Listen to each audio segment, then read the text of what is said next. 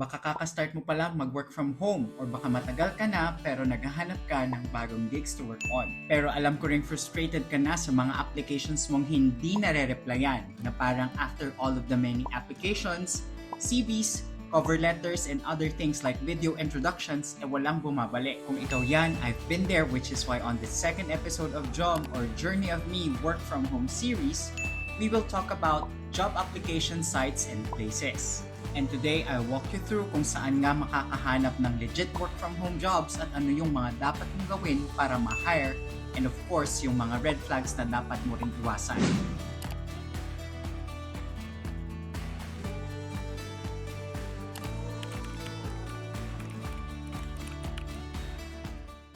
So welcome sa mga new watchers and welcome back to our subscribers. Welcome back to my channel. So here's our episode 2 of our working from home series, where to find direct clients. So I will be sharing with you yung mga platforms na tinry ko, mga natutunan ko, at syempre yung mga palpak na kailangan nyo ring maiwasan. So going back on the dates when I started 2017, job hunting was really tough. I came from one of the top 10. Wala pa masyadong mga job application sites na pwede kong mapaghanapan ng trabaho. Kaya medyo maswerte tayo ngayon at nag-open up na nga ang world when it comes to working from home.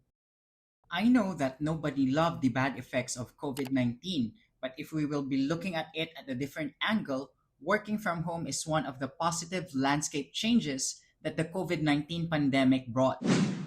And our platform number 1, onlinejobs.ph. Unahin natin ang onlinejobs.ph dahil para ito sa mga Filipino talaga. Dito ako unang nakakuha ng client and the platform is very easy to navigate and very upfront. And the first thing about it is that upon browsing the website, you can feel the legitimacy kasi this is totally a space intended for Filipinos. Diba? Sa pangalan pa lang, mafe-feel mo na the competition is somewhat smaller kasi wala masyadong mga foreigners na nandito. Hindi po ako spy. Ako po ay isang Filipino. Mahal ko po ang sarili ko. And another thing wonderful about it is that mostly a direct hire siya. Walang kailangan na bayaran na placement fee at kadalasan international employers talaga yung naghahanap ng Filipino freelancers. Maraming job options dito. May virtual assistant, content writer, SEO, graphic designer, data entry, and even some professional jobs for engineers, accountants, and even architects. Tapos ang sahod, mostly mataas. Wow, ang taas ko na. Ganon. And pwede na rin. So if you are a starter, this is one of the best places where you can start to explore. And now, here's how to stand out on this platform. Ayusin mo ang profile mo. Dapat 100% complete, lalo na yung tinatawag natin na ID proof. Kapag mataas ang ID proof mo, mas pinapakita ang profile mo sa mga employers. A strong ID proof score plays a crucial role in the hiring process as employers often use it to filter applicants, meaning the higher your score is, the better your chances of getting hired. Nice. Oh my God! Wow! And to increase your ID proof score is start by submitting a valid government-issued ID such as passport or driver's license. And also make sure that your profile is complete with the relevant skills, experience, and a professional photo. If you are serious to me, put my picture. And additionally, verify your email and phone number, connect your Facebook account, and complete like the key assessments, system-generated ID proof tests, and the basic English test, which will showcase your communication skills. Do you have good English skills? And here's the basic tip that you have to do with onlinejobs.ph. Be honest, consistent, and professional in your details. And additionally, mag-upload ka na rin ng video introduction. Kahit 30 seconds lang, ipakita mo kung sino ka, ano ang kaya mong gawin, at bakit ka magandang i-hire. Ako po si Clifford M. Ganoy at ito po ang aming performance test sa MAPE. Oh.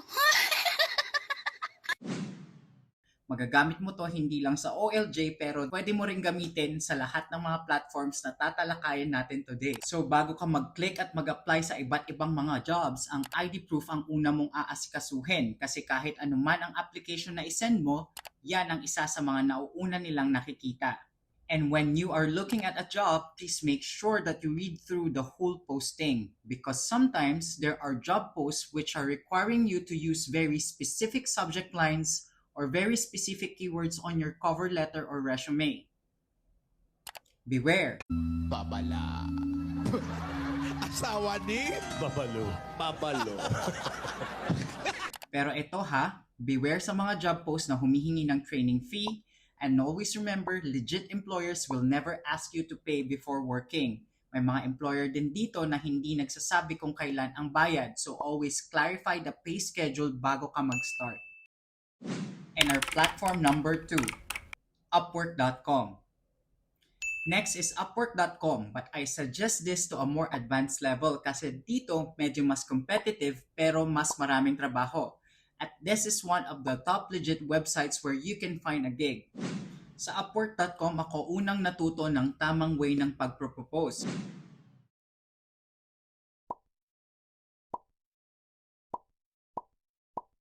First time kong nag-send ng proposal dito pero walang reply. And hindi ako tumigil. After 30 proposals, finally, may nag-reply na rin. One thing about this platform is that you just need some connects. What is connects? On Upwork.com, connects are basically your credits or tokens that you use to apply for jobs. Each time you want to send a proposal to a client, you need to spend a certain number of connects, usually around 1 to 6 depending on the job post. If you're on a free plan, you get 10 free connects every month. But if you want more, you can either buy them or upgrade to a Freelancer Plus plan for $14.99 a month. If you're a starter, I suggest that you start with the free plan. You get 10 free connects every month.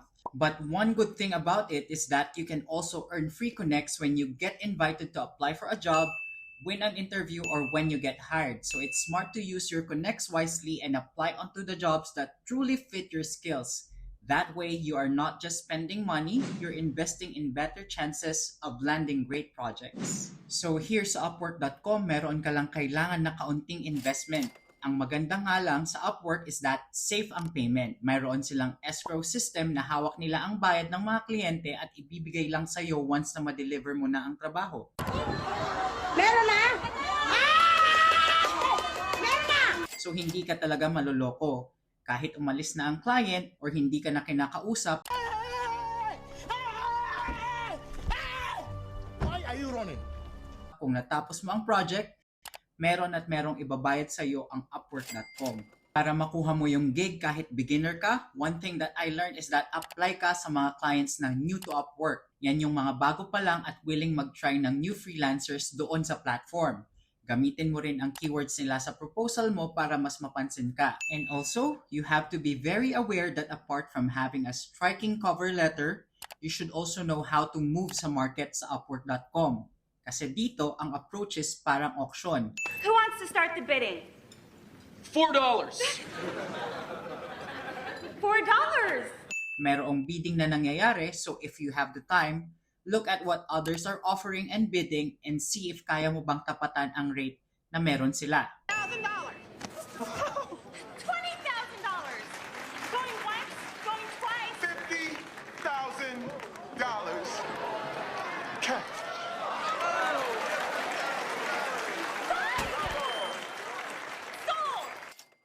And also, you have to take note that talents here are categorized according to their tenure and job success rates. So ito yung mga pinagdaanan nilang mga jobs before, gaano sila ka-successful at ano nga ba yung mga ratings na binigay sa kanila ng mga client.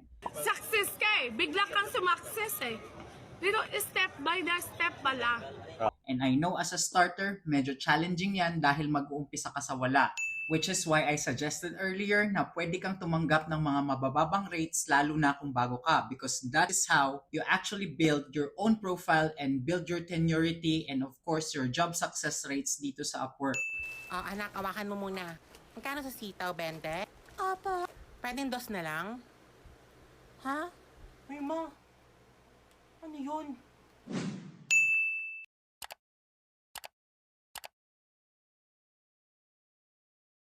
I know na ang dami-dami nating kino-cover about Upwork.com, but for me, on my personal note, this is my favorite platform because in here, alam ko na medyo mahirap pero at least it's more secured. And in here, you should beware na ang red flag dito, wag na wag kang pumayag na bayaran ka sa labas ng Upwork dahil pag may nagsabi na I'll pay you via PayPal directly, i-decline mo kaagad. That's a big no-no. Very delikado dahil pwedeng hindi ka mabayaran at pwede ka pang maban sa platform. Oh my God! Wow! Because Upwork works that way. Second, don't ever communicate outside the Upwork platform because there is a big thing about exclusivity. This is not only for the job site to be exclusive, but also serves you well with your security sa payment.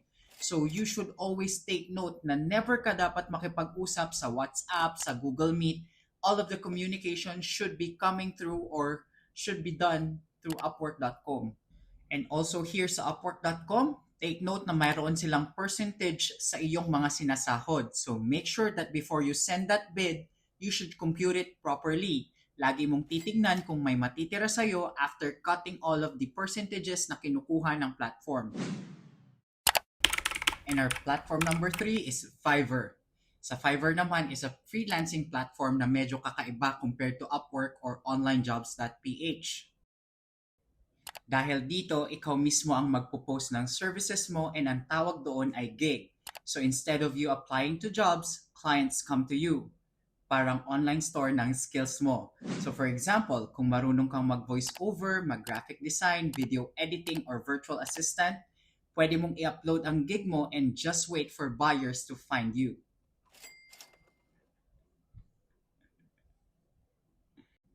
And ako, personally, dito ko unang na-experience makabenta ng isang graphics design gig. Imagine, tulog ako tapos pagkagising ko may order na agad from Canada. Ang saya, di ba? Wow! Ang saya-saya ko kasi nakikita ko na si Espiritu Santo. And now, here's the secret para mapansin ka. Gamitin mo ng maayos ang mga keywords sa gig title mo. Dapat clear, descriptive, and specific. Example, imbes na virtual assistant, mas okay yung specific like Filipino virtual assistant with Canvas skills or reliable data entry expert using Google Sheets. Bakit? Kasi ganyan din mag-search ang clients. Kapag tama ang keywords mo, lalabas ang gig mo sa search results nila. Another tip kung beginner ka pa lang sa Fiverr, mag-start ka sa mababang presyo. Bababa? Bababa. Babababa? Oh, bababa. This is not para malugi ka ha. This is a strategy para makakuha ka ng first few clients at makabuild ng solid reviews. Just like Upwork.com, once na may 5-star reviews ka na, mas mataas ang chance mo na pagkatiwalaan ka ng ibang buyers. And when that happens, pwede mo nang i-adjust ang presyo mo ng pataas. Dahan-dahan lang.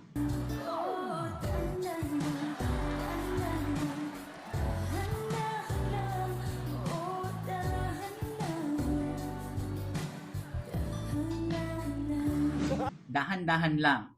Pa-level up. Pero warning lang din sa Fiverr, may mga clients na hihingi ng free sample or test task pero kung wala silang official order, don't do it. This is a common tactic para makakuha ng free work and medyo red flag na yon. No! God, please, no! No! No! No!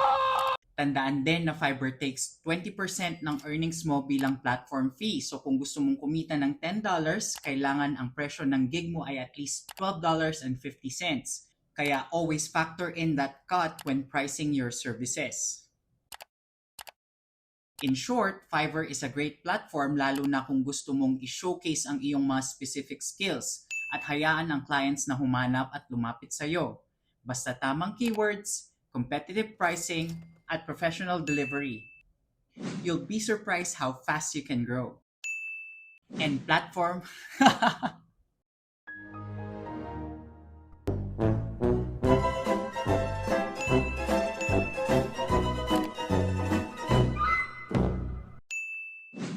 And for platform number 4, Facebook groups. Akala mo siguro yung Facebook ay pang-browse lang ng kung ano-ano at isa lang siyang platform to socialize and communicate? Or a platform kung saan laging may mga pamilyang nagpaparinigan sa agawan ng mga lupa?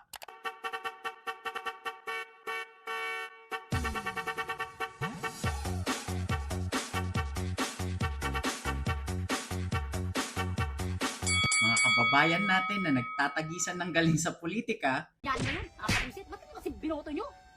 Huwag ka na umasa kay Duterte kasi hindi na makakabalik si Duterte. Nasa ICC na si Duterte. Pinakain na siya ng PBBM sa mga ICC.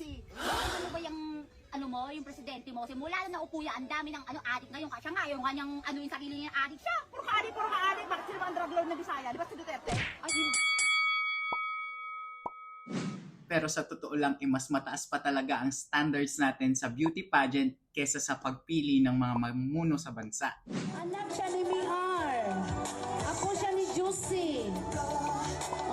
Ako siya ni Elsie. Or platform kung saan mo makikita ang bagong kalendaryo ng social media. If you know what I'm saying? And with that, the 2024 season comes to an end. Good night.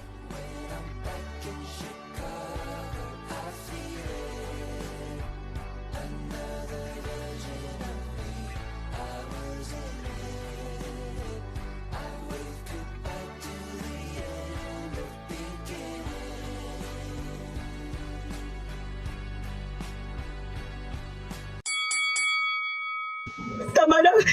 Tama na! Tama na! Tama na! This platform is very wild but powerful. Facebook groups. Ang dami kong nakuhang clients dito pero ang dami-dami ring scam. Isang beses may nag-offer sa akin ng 45,000 pesos per month. Pagka-check ko, kailangan ko palang bumili ng kanilang starter kit at kailangan ko rin mag-enroll sa kanilang platform. With FB groups, you are like opening a can of worms. Dahil nga ito ay public domain, you have to browse through each of the so many groups. Like every now and then, there are some people who are just randomly posting some job applications or some job availabilities. And from there, pwede kang makakuha ng mga susunod mong gig. So apart from getting clients or gigs, you will also see some of the tips and tricks or more like mga suggestions and questions from other freelancers, VAs, or even kahit sinong mga nag-work lang. One thing I like about Facebook groups is that lagi akong nakakakita rito ng mga inspiring stories from other freelancers na sumakses na sa buhay. And from there, I take it into my personal experience and use it para sumakses rin ako. And para ma-inspire tayo, iwas-iwasan natin ng inggit at yabang. Kasi ang iniisip ko, wala naman kayong pambayad eh. Ano mo na pambayad? Bago kotse ko.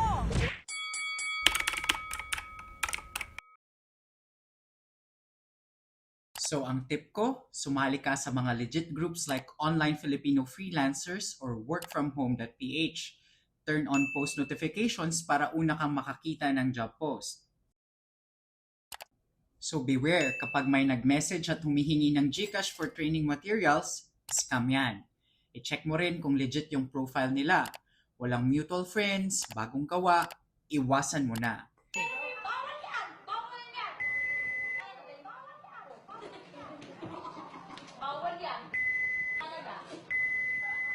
And also take note that not all open posts for jobs are worth taking your time. So kung feeling mo ay sketchy at ang offer ay too good to be true, most likely that's not true. So spend your time on better things rather than wasting it on scams and fake posts.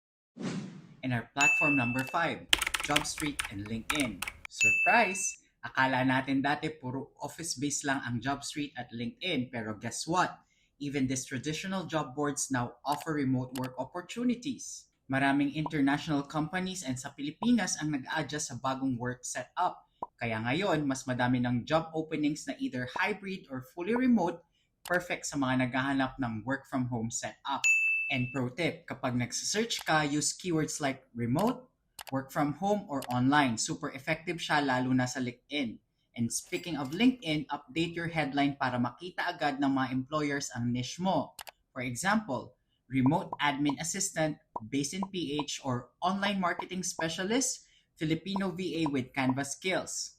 Ganyan ang mga keywords na tutulong sa'yo para maging searchable. Medyo mas formal ang vibe dito compared sa platforms like Fiverr or onlinejobs.ph, pero ang big advantage is mas verified ang mga employers. Most of the time, legit companies talaga ang nagpo-post and you can check their LinkedIn company profiles para mas makasigurado ka. Pero syempre, kahit sa mga kilalang platforms, dapat alerto ka pa rin. Beware kapag may job post na nagdedirect sa isang external link na mukhang shady, usually scam na yon. Sa LinkedIn, ang legit employers may complete profile, may company page at madaming connections. Kapag yung nag-message sa'yo ay walang profile picture, kakaunti ang connections, or masyadong vague ang kanilang details, skip mo na yan agad. So with these platforms, trust your gut and do your research. And on LinkedIn, just to share, dito pumapasok sa akin ang mga direct offers. Like sila mismo ang lumalapit para mag-offer ng trabaho. So just like what I told you on point number 1 on onlinejobs.ph platform, you should know how to optimize your LinkedIn page by completing all of the information needed para at least, 'di ba, makita ka ng mga recruiters at baka ikaw pa ang bigyan ng interview. And to me, may isa akong client noong 2020 na client ko pa rin hanggang sa ngayon. And guess what? That client is the one that actually helped me grow a lot. Professionally, mentally, and of course, financially. So yes, kahit sa mga job boards na akala mo pang office lang, may remote options na rin. You just have to search smart, stay sharp, and update your profile para makita ka ng right employers. And our sixth and last platform, referrals. Referrals, or what we often call words of mouth. Alam mo, kahit gaano pa karaming freelancing platforms ang gamitin mo at kahit gaano ka kapa-active sa mga job boards, nothing beats the power of personal referrals. This is still one of the most underrated but powerful ways to get clients. It's like marketing without saving to sell yourself. Kasi other people are doing it for you. The secret? Build genuine relationships. Make friends with other freelancers, virtual assistants, creatives, basically anyone who works in the same space or industry as you. When you connect with people who are like-minded, you're not just building a network, you're building a support system. Another thing is that you're opening your doors to hidden opportunities from other people. Ito yung mga gigs na hindi mo makikita sa JobStreet, sa LinkedIn, or sa Upwork. The door. The door. The door. The door. Bow. Kasi minsan itong mga connections na ito ay fully booked na sila and they need someone to pass on their work to. And that someone could be you. Nice. Oh my God! Wow! And honestly, this is how I get most of my clients now. Nag-start lang ako by being friendly, supportive, and reliable. Hanggang unti-unti, I built a circle of people that I trust and they trust me too.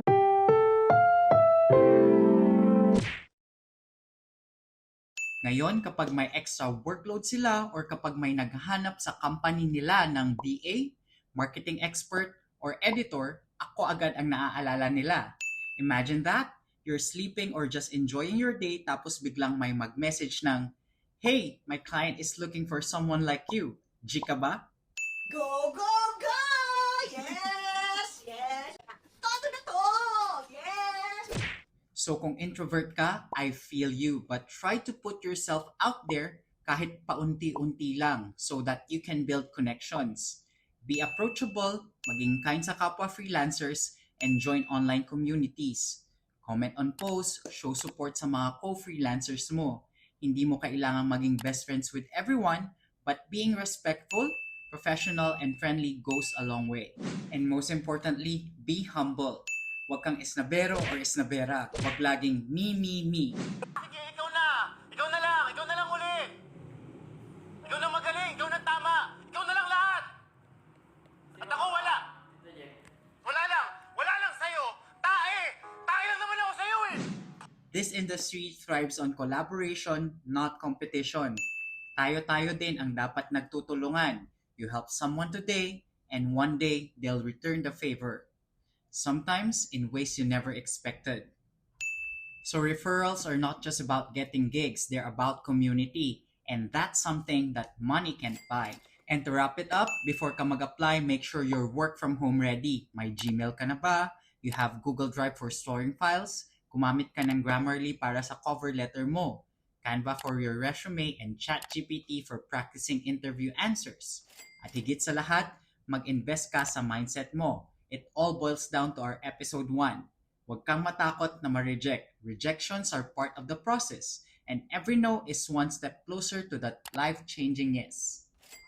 And I'm not going to give you a yes. I'm going to give you something else.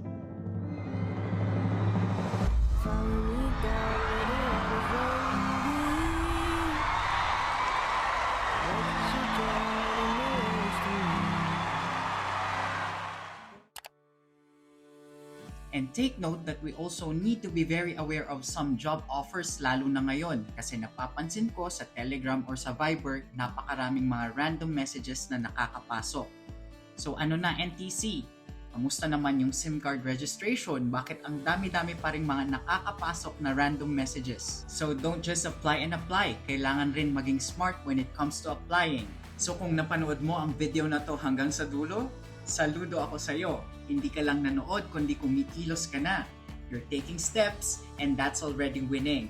And I hope this video helps you find your first work from home job or a new gig if you're already working.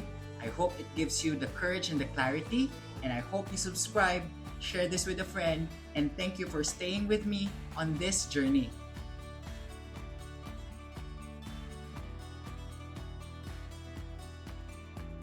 So marami pa tayong i-share sa series na ito. So thank you for coming along with me on this episode, and then thank you for coming along with this journey. And once again, this is Jom, Journey of Me.